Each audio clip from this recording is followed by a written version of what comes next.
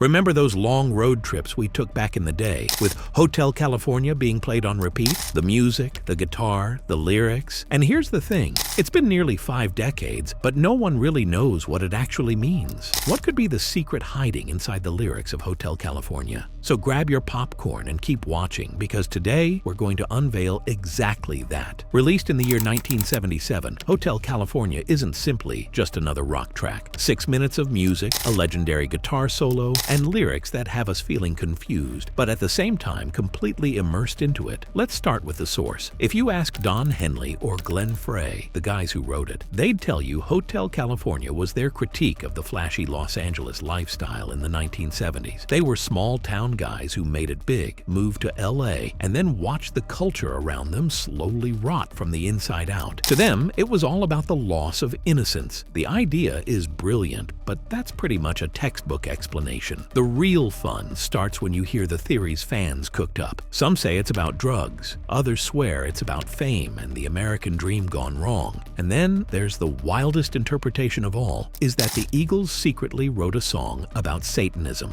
Yep, Satanism. Let's rewind. When the song dropped, fans loved it instantly, but almost as quickly the rumors started. The lyrics felt too out of place and unsettling. Take that famous line, "You can check out anytime you like, but you can never leave." To a lot of people, that didn't sound like a hotel at all. That sounded like hell. And once that idea got out there, it spread like wildfire. By the 1980s, pastors across America were warning parents about Hotel California. Some churches even banned the album, claiming it was a gateway to the devil. Imagine being a teenager back then, blasting Hotel California in your bedroom, completely caught up in the pop culture of the time, while your parents were wondering if you might be a part of a satanic cult. Well, they're not completely to blame. The album cover kind of hinted at it too. The cover shows the Beverly Hills Hotel at sunset. Glamorous, iconic, and very LA. But flip to the inside and you see a photo of the band in a crowded ballroom. Up on the balcony, in the shadows, there's a bald figure looking down. Fans zoomed in and swore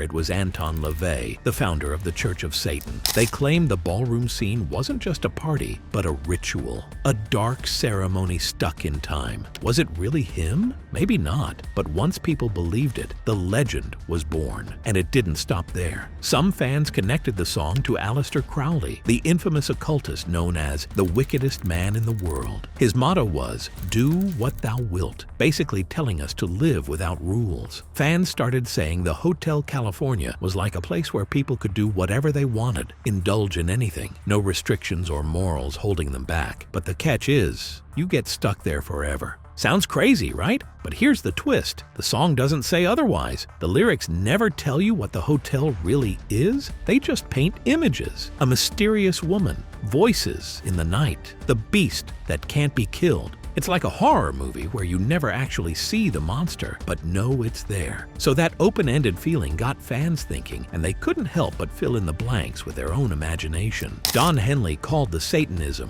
rumors ludicrous. Glenn Frey put it simply and said, "It's about the high life in LA, how it looks glamorous, but it's not." They repeated that it was only a reflection of their own lives. They had gone from broke musicians to megastars. At first it felt like heaven, but slowly they felt like it was a prison. They could check out of one party or one drug, but they couldn't escape the cycle. The hotel was their lifestyle. That was their explanation. But of course, fans weren't satisfied. Let's talk about one of the most argued over lines. We haven't had that spirit here since 1969. For years, bartenders were annoyed because people thought it was about alcohol, like the band was literally saying they hadn't served spirit liquor since 1969. Totally wrong. What Henley actually meant was spirit, as in spirituality, passion, ideals. So what happened in 1969? Well, that year really marked the end of the hippie dream. Woodstock had already come and gone, the iconic music festival that was supposed to celebrate peace, love, and freedom. Then a tragedy happened at Altamont. A fan was killed during a Rolling Stones performance, and just when everyone thought things couldn't get any worse, Charles Manson and his cult committed horrific murders that shook the country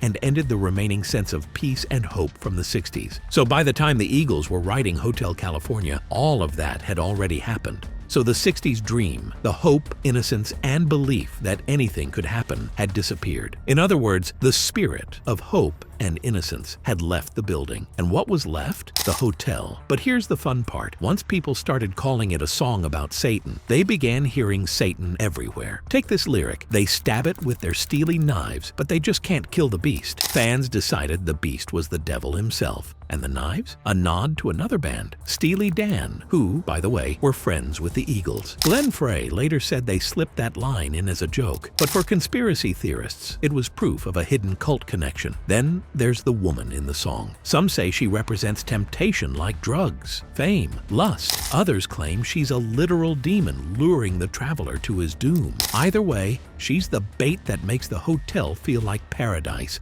before the trap springs shut. And let's not forget the ending. Think about it. Most songs wrap up neatly, but Hotel California leaves you hanging. The traveler tries to run. He looks for the door, and then that final gut punch. You can check out anytime you like, but you can never leave. No resolution, no escape, like you're trapped in that fever dream forever. And that's why it feels less like a rock song and more like a ghost story told around a campfire. Here's the real magic, though. The Eagles never nailed the meaning down completely. Sure, they gave interviews. They said it was about the choices we cannot escape, about the cost of chasing the dream, but they also left enough mystery for people to keep debating it. So here we are, even after almost 50 years, still arguing about what Hotel California really means. Some see the hotel as Hollywood itself, all the glitz, glamour, and endless chase for fame. It could be about addiction. It could also be hell. Maybe it's whatever trap scares you the most. Fame, money, drugs, toxic relationships. It's that feeling of being pulled in by something tempting, then realizing it has complete control over you. That glimpse changes you. The memory sticks in a way that it becomes its own kind of trap. That's what makes the song so powerful. It's like a mirror reflecting your worst nightmares and fears. It traps you in the mystery, and the more you think about it, the harder it is to leave, just like the hotel itself. So now I'll turn it over to you. What do you think the Eagles were really singing about? Drop your theories in the comments. Hit that like button and share this with a friend you love discovering such hidden truths with. Don't forget to subscribe, and who knows, unlike the song, you might never really want to leave.